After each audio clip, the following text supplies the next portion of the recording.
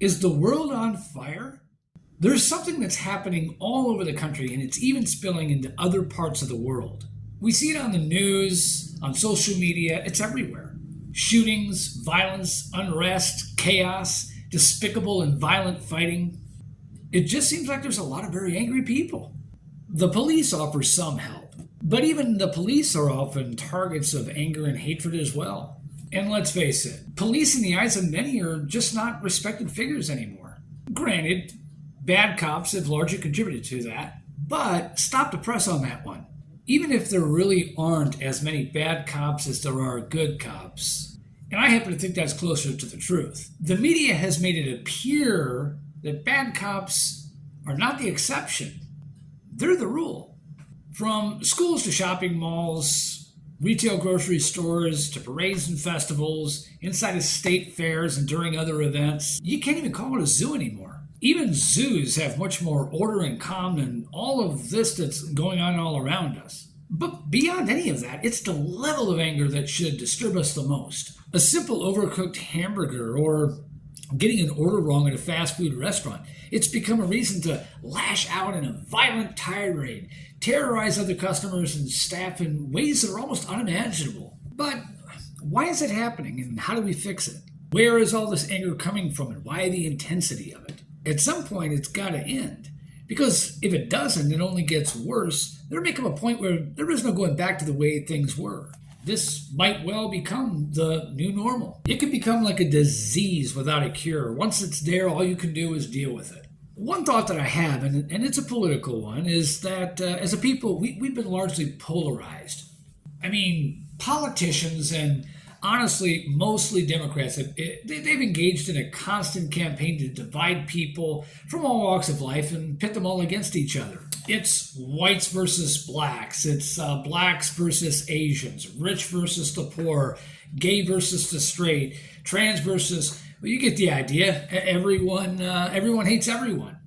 The word entitlement comes to mind as well. That's another culture that is bred from the Democrat Party over many years of so-called advocating for the less fortunate. When you breed into the minds of people the idea that they're victims of everything and everyone becomes an enemy. It's a reason to be angry at the world and justify what you're angry about. Whether it's about being underpaid or unappreciated, even if these things are possibly just a perception, the culture of the idea has been firmly planted, creating part of the chaos. You owe me something, and therefore I have the right to demand whatever I want. And I have the right to get it or else. When you listen to the Democrat Party now, it's reminding me of that old episode from Oprah where she gave away all those cars. You know, you're a victim, you're a victim, you're a victim, everyone's a victim today, everybody has to be a victim today. Rather than promote togetherness and strength through unification, targets are being promoted as something to lash back at and attack. You can't have a world like that and expect it to be peaceful, and you also can't live in a world like that and expect it to be successful. It's also the breakdown of the American family, I think, to some extent, that's largely fueling this as well. You know, kids are left without any real guidance or structure. They lack principled, firm parenting. Perhaps some of this started when we did away with corporal punishment, and although that may be a stretch if you think about it, you know, I mean, what are we teaching if there aren't any consequences? Does anybody learn anything if there's not a consequence for anything? Did it start with everyone gets a trophy? Did it start with normal children acting like normal children diagnosed with made-up disorders and then treated with drugs? Either way, lack of fear of consequence is a real big problem in this country. It had to come from somewhere. Beyond that, do we really want to know what the answer is? I mean, do we really want to know what the answer is? You really have to ask yourself that, because these days, we're using victimhood as our thought about what's behind all the chaos. It's our explanation. I know it sounds harsh to say and maybe even a bit over the top, but I think we're a country in peril, and that's depressing. I mean, watching what was once a great country falling on such hard times emotionally, mentally, as a culture, and it seemed to be getting worse day by day.